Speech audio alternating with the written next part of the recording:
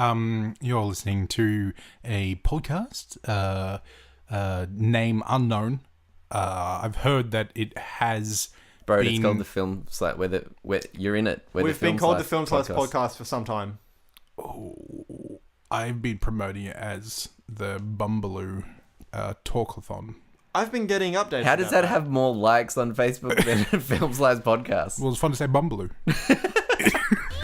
Hey team, Angus Dragon here, and welcome to the Film Slice podcast. I'm joined, as always, by my co-host, J. Cane Diggity Cane Dogs, and Brodicus Richardicus Richards. Jane Cane Diggity Cane Dogs is fine. Jennifer's fine for me. Jennifer is... Man, I do this every week. I get your name so horribly wrong. I'm so sorry. What are you doing? Not reading off a script, obviously. Today we are reviewing... Put script in pocket. That's it. And today we are reviewing Molly's Game, Cane Dogs. The true story of Molly Bloom, an Olympic-class skier who ran the world's most exclusive high-stakes poker game and became an FBI target. So for cast, we have... The star is Jessica Chastain. Yeah. Idris Elba, obviously. Kevin Costner. Michael Cera makes an appearance. Yeah. There's it's littered with celebrities. It's got the guy from IT Crowd. Yeah, it's got quite a lot of well-known not B grades. B grades. They're not B grades. They're in the middle. They're like B plus grades. Are they? Yeah, I know what you mean, say. I'd say. Yeah. Cool. And when did you see the movie? And what did you think? When did you see the movie? What did you think? Do you like the movie? None of the shit. You lads know how I put out on Twitter every week what film we're reviewing and ask listeners to write in what their thoughts of the film and no one ever were. writes in. We've got a writer. We've got a writer. Brody, did you write in? No, see if you recognise this name. Okay. Veronica Strachan. Ah, so My mum, everyone. Your mother. Okay, That's not embarrassing. I'm reading her reply. Film Slice podcast, film_slice_pod. If you ever watching there's no a need movie, to plug it. Just tell your mum. Tell your mums. If you're ever watching a movie that we are going to review, please write in, let us know, and we'll chuck you on the podcast because more voices is better than one. Or three. There's three of us. Wow, yeah. That's why 3 is better than 1. Can you imagine if I was doing this by myself? I can imagine. I'd just do a whole lot of listening I feel to like no one. I feel like before asking me and Brody to help you, you probably tried. I probably did. Yeah. Wouldn't surprise me. Anyway, Veronica writes in. So weird calling her Veronica. Mum writes in. Idris Elba is pretty much awesome in anything he does. So even though I've only seen the trailer, I'll bet he's the best thing in the movie. Spot on. So she hasn't seen the movie, but thumbs up for Fantastic. You know what? I reckon she was right. I think Idris Elba was very, very good. Yeah, no, I will agree that Idris Elba dominated this. He's just so charismatic. I saw the movie on Tuesday and loved it. My kind of film. Right. It's quippy, it's sarcastic, it's sexy, there's gambling in it. I'm a fan. Broadman, when did you see the movie and what did you think? I saw it about 2 days ago, and when you guys first proposed of reviewing this one, and I read the blurb on IMDb, I mistook the word target as agent. So I was very confused when she didn't become an FBI agent during the film. Waiting the whole time for her to be like, surprise! For her to become an FBI agent. Would have been a very different film. It'd have been pretty cool. I was like, oh, this is when she gets turned. This is when she gets turned. And then the film ended. I was like, what? No. That was confusing. I thought it was alright. Yeah, I really liked the pacing of this film because it is a very long film, but it did not feel like it. And I really, both of those really things are in my that. negatives. Oh, right. Okay. But we'll get there. Angus, when did you see the movie? And how much did you like it? Fair enough. I saw the movie late last night and I enjoyed it quite a lot. Yep. Yep. Nice. Surprise! Got him. Let's move into the would you recommend it and who'd you recommend it to stage. I don't feel like you have to understand poker to enjoy this movie. Agreed. However, it's not exactly a an action-packed film. This is True story. first and foremost a drama based on a true story with some funny quips. I think everybody brought their A game. Yeah, I thought it was all pretty strong. Yeah, even characters that only sort of are in it for small parts. I mentioned earlier the guy from the IT crowd. What's his? Chris O'Dowd. O'Dowd. Yeah, the Irish bloke. He plays a very different role to what I'm used to seeing in the IT crowd. And He plays a drunkard. he plays a drunk Irishman. Isn't that but his he shtick? plays a drunk Irishman, yes. Yeah. But I'd still say he plays a very different character to what I'm used to. He plays an older character as well to what I'm used to seeing him play. I thought Idris Elba was Idris Elba, which is always good. Yeah. I'm yet to dislike Love a bit of him in Idris. anything. He has done some not okay films. I don't know if either of you guys saw Dark Towers. Yeah, it was pretty terrible. It wasn't great, but Idris Elba was still the best part of the movie. Yeah. You can't go wrong. Yeah. You can't go wrong. Michael Cera, I thought was fantastic. He did the job he needed to get done. Well, and he did it well. I'm used to seeing him play sort of a very panicky, nervous, sort of teenage type kid. In this, he plays cocky really well. Yeah. It's really entertaining to see him play an arsehole. It's really cool. Yeah. Agreed.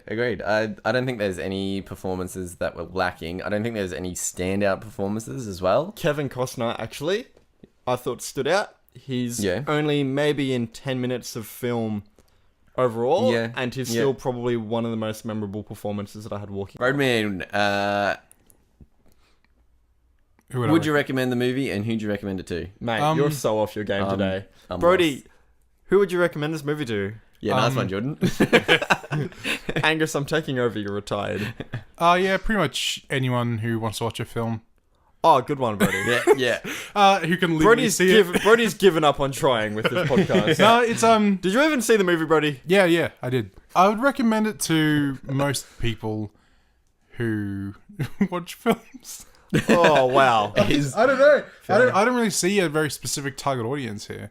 I will say the director is Aaron Sorkin. I don't know how many movies he's directed, but he's written a lot. He's quite a pronounced writer. So he wrote Social Network, which you guys will know. I do. And this is very dialogue heavy, quite like Social Network. This is his directorial debut. It is. This is his first movie to direct. Nice one.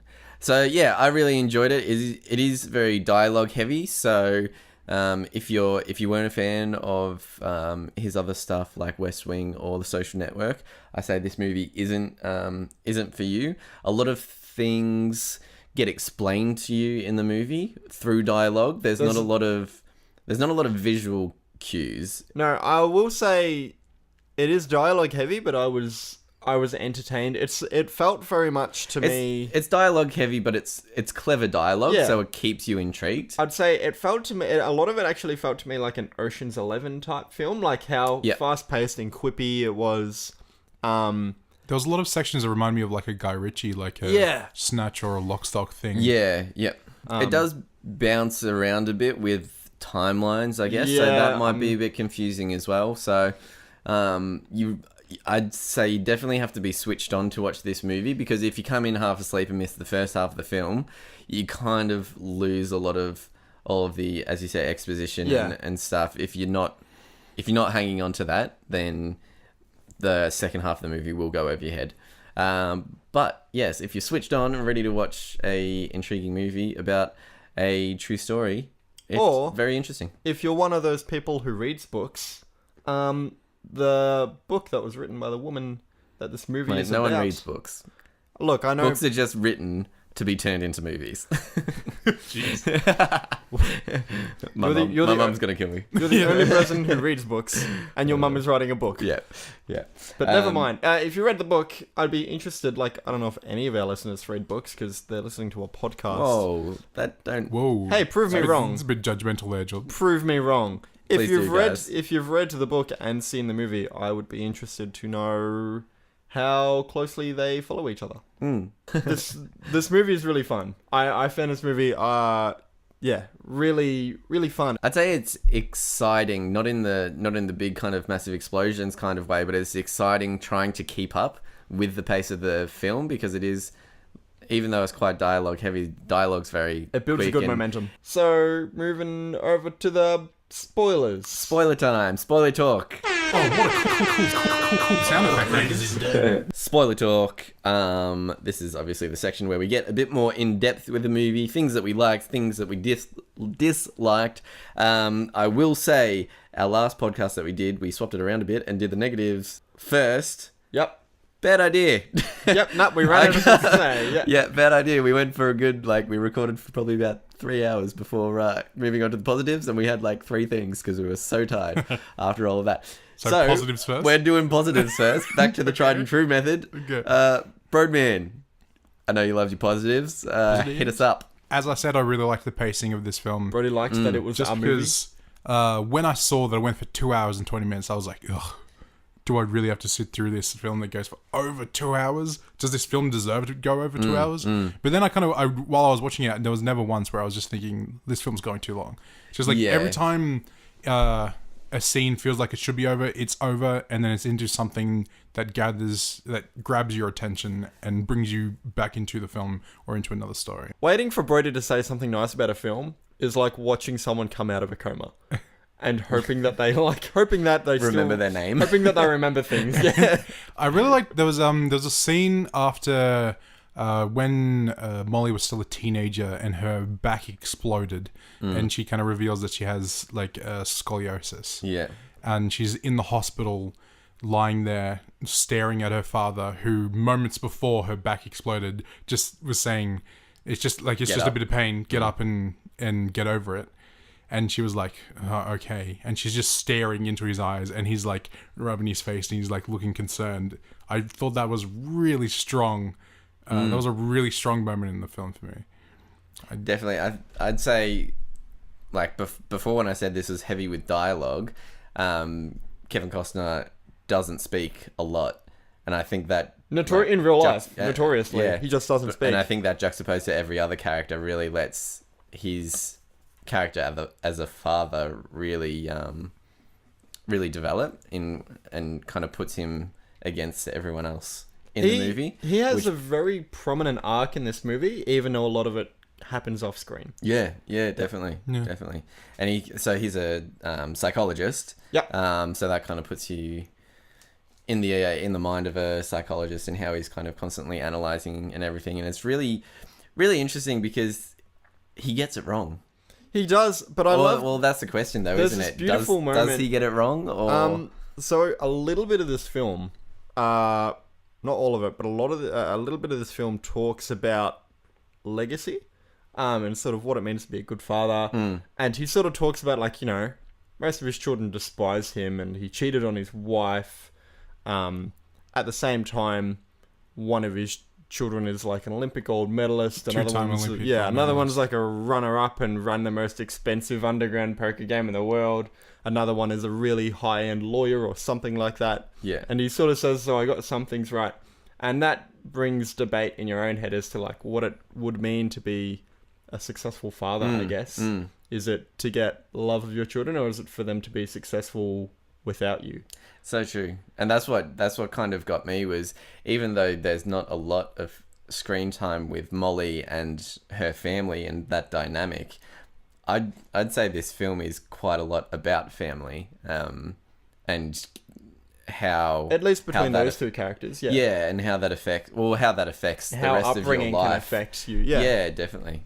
Going back to how you're the dad's more concerned about his name and the reputation and stuff, that goes into Molly's character as well, where exactly, right at the end where she's like, I'm not giving up those, that's because all I have is my name. That's what the other side of this film... And then it refers back to what's the book that they refer to, The Crucible, where she quotes The Crucible, and she's like, the name, that's all I have left, or whatever. That, I think, is the other side of this movie, that it sort of gets you to think about is what's worth more, whether it's your freedom or your pride. Because that's more or less the choice she's given. Yeah. Is her the worth of her name in terms of honor or her physical freedom. And her money. Yeah, like and her money. Yeah, her the value of her name, tangible or things. the value of her dollar bills, yo. Dollar, yeah. Yep. Word. No. Okay. Things I liked. I've already spoken about Michael Cera. He was just so creepy, which made it so good. Like, He- you knew he was a bad person, and he's got this great line in it when he explains, like, I don't care about money, I just like destroying lives, or something. Yeah. Something like that. So I really like the introduction to this movie because going into it, I wasn't sure whether this movie was going to be a bit of a snooze fest for me. I'm not a big based on true story film kind of guy. I do like poker films and things like that, so I thought there'd be elements of it. But when it starts off and she's like, it starts with the skiing element, I thought I'm probably going to be bored for the first 15, 20 minutes of this movie. But no, the way the dialogue goes into it and how cocky she sounds, how well they break it down, just within 3 minutes you see what type of character she is, Yeah. and how she views the world, and what type of movie we're about to watch tonally, and loved it immediately. That first scene where she's like, calculating Skiing down the moguls. everything, yeah. And even when she's talking about like, how she hurt her back and stuff like that, she talks about it as if it's like an irony, and that it's kind of laughable that it happened. And all of it, yeah, very enjoyable. I did enjoy having a small amount of prior knowledge about poker and card games and betting, and like going to that, and I was like, and I was I was understanding what she was saying, just kind of like immediately. It wasn't really a thing where I had to wrap my head around it, whatever. She was talking about the flop and all this and blinds and stuff, and I was like, oh yeah, I know what all this means. It's one of those films where if you do understand poker, you'll probably get a bit more of a payoff for some of the dialogue. However, yeah, you absolutely don't need to enjoy this film. I would disagree on that. I think, because I don't know anything about poker. I agree. Yep. Yeah. All those in favour? I'll bet on it. 2 kings with a high 2. Oh, Gee. Yeah. look. Anyway.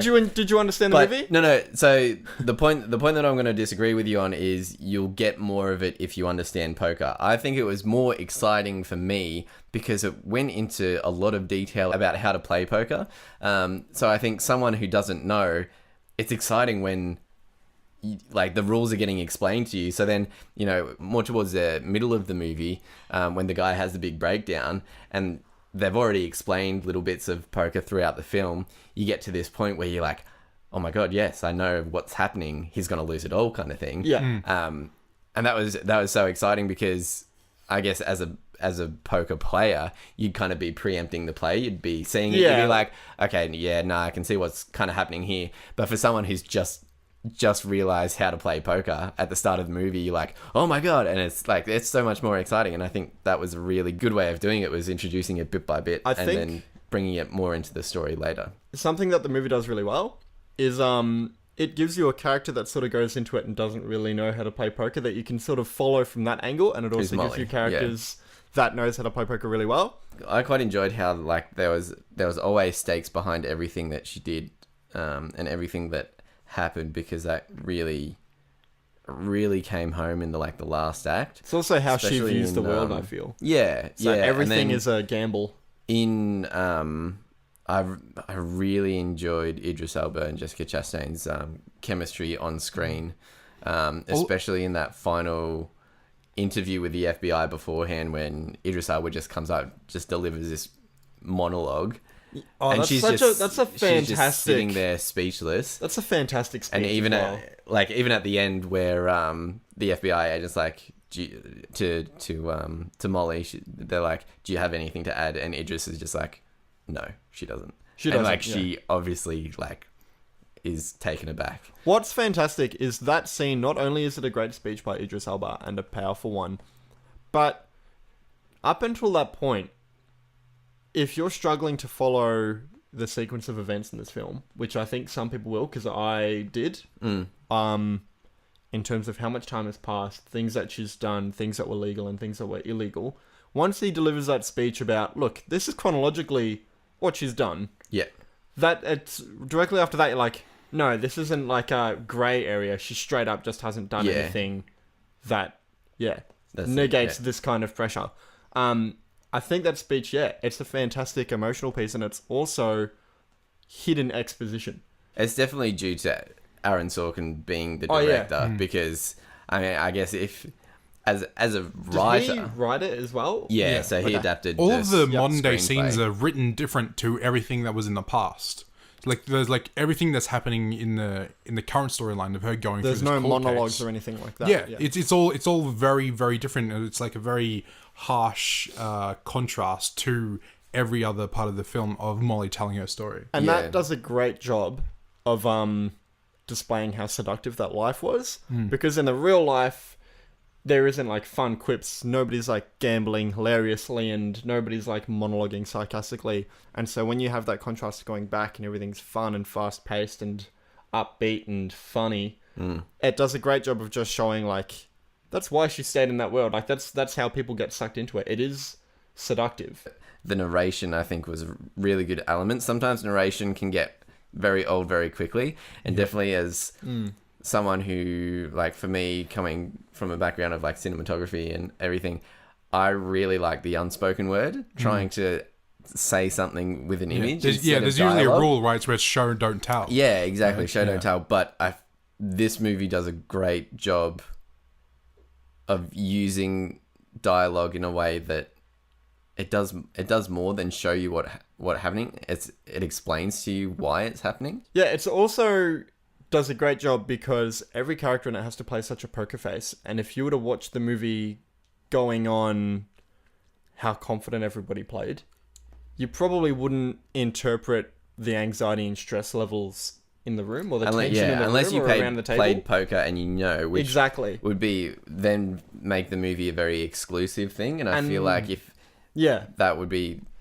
the wrong move, but yeah, And that's the definitely- reality of poker as well, is that sitting around a table, everybody looks confident, and yet everybody in that room is under high pressure and high stress and high stakes. And that's what this film does a great job of displaying. And that's fantastic. Molly's character is also very intelligent and fast-witted. Yeah. So like she's thinking like 3 steps ahead, and she kind of tells you that through the voiceover. and she explains it, so it's where it's like in The Social Network, written by Andy Sorkin, the very first scene of the film, it's I watched him do a breakdown of the scene on YouTube or something, and he talks about how where the characters are talking and like where they're going, and how Jesse Eisenberg's character is already he's like talking about something if like that is going to be realized by the other character about 3 lines down.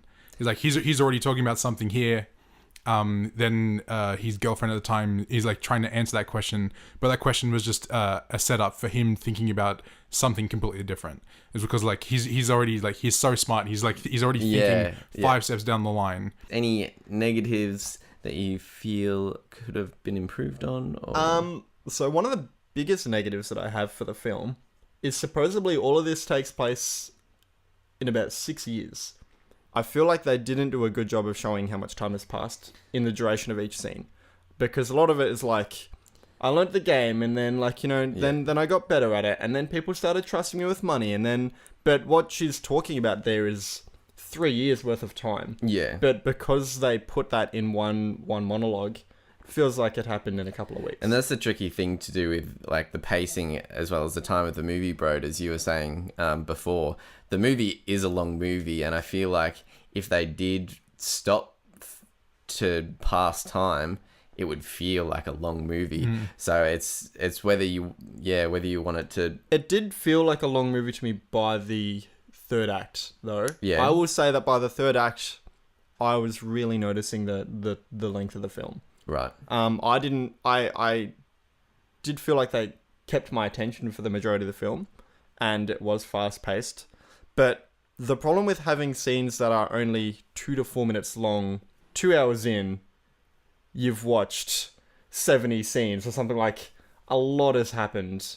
But yeah, I will say that this movie, it does a really good job with pacing in terms of, if you're not a fan of poker or anything like that, you're not going to get bored of watching any scenes, because none of the scenes last for more than a couple of minutes. Yeah. You're not sitting there. It's not like James Bond's Casino Royale where 2/3 of the movie happens around a poker table. Any scene that is to do with poker lasts maybe 30 seconds, and then it's straight back to the inner monologue of the characters and what is happening in their lives and what they're thinking about. So I don't think this movie feels very long if you don't like poker. But for me, it dragged towards the end just because it was moving so fast, but by the end of it, I guess it's tiring, isn't it? It keep tires you out a little bit. Trying to keep up with the momentum, you do get tired after. Thank you for finding the words. It's draining a little bit by the end of it to keep up with that pace. Angus, any negatives? Yeah, just one kind of standout negative for me was, it's just glamour Hollywood problems, really. But in that scene where she gets beaten up, as you said, really, really strong. You could feel the hits. Like, there should be more consequence to that fight, because when she gets punched, it should. Yeah, like, she's got like a minor bruise. The thing that I really disliked was the scenes right after where she's staying in the house, and she's got bruises and stuff like that. She still looked okay. She still looked fine. She's talked about having like a swollen lip, a swollen eye. I would have liked it if her face was really deformed, because that would have just hit home how brutal he was hitting her so hard. She should practically be so dead. ruined. She should be dead. Yeah, and like, all it looked like was the makeup. So many bones broken. He literally throws her into like a glass mirror or something. Yeah, like, and she should straight up be. All the bruises looked like they were just like blush from a makeup thing or something. Like, there wasn't enough deformity. Obviously, like, they were trying to keep her still glamorous. Well, like, with what we saw though, with the punches that we saw her get dealt, Brody's right. Like, her face should be an innie. She should be in like an innie. That is such a great way to put that. To her face should be impounded. That's my point. That's what I really disliked. Because the scene with now, when you say that's what you disliked, we don't wish that on anybody. No, obviously not. Obviously not. But in a movie, for the scene, in a movie situation, it would have just really hit home how brutal that was, and then for that to then feed into when she sits on the park bench with her dad, and the dad breaks down. Like, don't get me wrong, I teared up at that scene, I think that scene was such a strong scene. Yeah, oh, definitely. I didn't tear up. I had a small problem with that scene. I thought it was a really interesting scene. You didn't like the CG idea. I didn't believe Molly's reaction. Like, this is a person that she's like hated her entire life, and now she's like, and it's like, even though he's saying that he loves her and stuff. If I was Molly, I don't know if I would believe him as much. I don't know if you would, but I think it's one of those things where she's been in such dark places, surrounded by very little, that maybe it's just the enemy, like the evil she knows. Awesome. That's good. I think we'll wrap it up there. We've got a final thoughts. I think in general, we're really happy with the movie. It's very powerful, some scenes and a few gripes, but I think overall we're all pretty happy with it. Cane Dogs is leaving. He's done. He's out. I'm not leaving. He's moving. So he's moving out. Usually, we have to end these podcasts with a theme, and as I do like myself some poker, what I thought we would do. Oh no, I'm gonna be bad Brad. I don't know anything. Is in the middle of this table, you both will have seen as I brought it in and ate some of it. A suspicious before you started. A suspicious looking bag with some yummies in it. Is it cocaine and Adderall? A bakery goodie bag. A single vanilla slice. There is a single vanilla slice in the middle of the table. Right. The pot, as you will.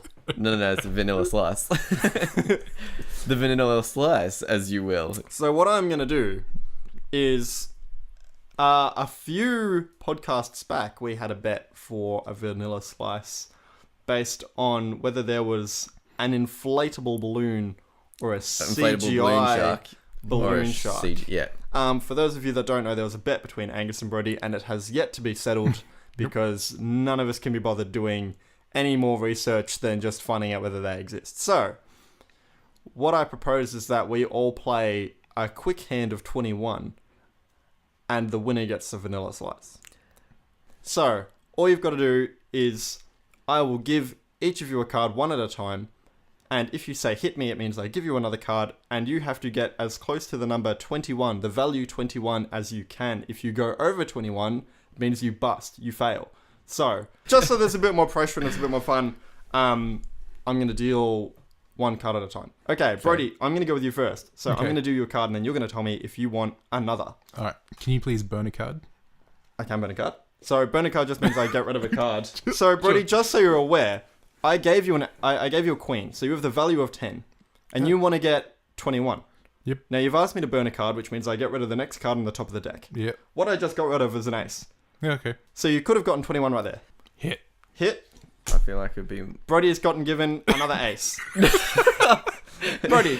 Now, just so you know, there is two ways of winning this game. I fold. You don't have any cards. You can. So, Did you shuffle the cards? Have you shuffled the cards at all? no, but it wouldn't See, make sense for there to be a queen. Because you burn a card, I know Angus will not get that ace. it's all. I'm 3 steps ahead. It's a mind game. I'm just like Mullet. Okay, so Brody's hit 21 immediately. I didn't expect that to happen. Angus, we're on you, so I'm going to give you a card. Do you Yes. want me to give you a card or burn a card? Burn a card means I get rid of the top card. Give you a card means I give you the top card. No, just give me a card. Okay. You have a 7. Just give me another one. Hit you? Yeah. Don't hit me. Just give me another one. You have a 6. Just give So me you another have one. a 13. Yeah. Keep going. Yeah. You have 23. You bust. Angus just got given a 10. Sorry, Angus. Brody, you win the pot and the vanilla slice. Hey. Nice one. It's all Fantastic. thought out. It's all methodical. It's all my energy. I'm thinking 7 steps ahead. That all being said, I'm actually an agent of the FBI and you're all under arrest. Okay, it's okay because seeing though I'm Molly in this situation, I'm also an agent of the FBI because And 4 steps ahead. Yeah. 4 steps ahead. Okay, So everybody. really, the only loser here is me, who didn't realize any of this was happening. Bad breath. Lost the poker and is now under arrest by the FBI. Yeah, you're shit Jeff or whatever your name Angry is. Angus. Bad Brad. No, is his shit name. Jeff. Okay. Thank you for listening, everybody. Cool. There you go. That's pretty much it. Thanks. Cool. We did Thanks, friends. Thanks for listening to the Film Slice podcast. You can reach us on Twitter at film_slice_pod. And yeah.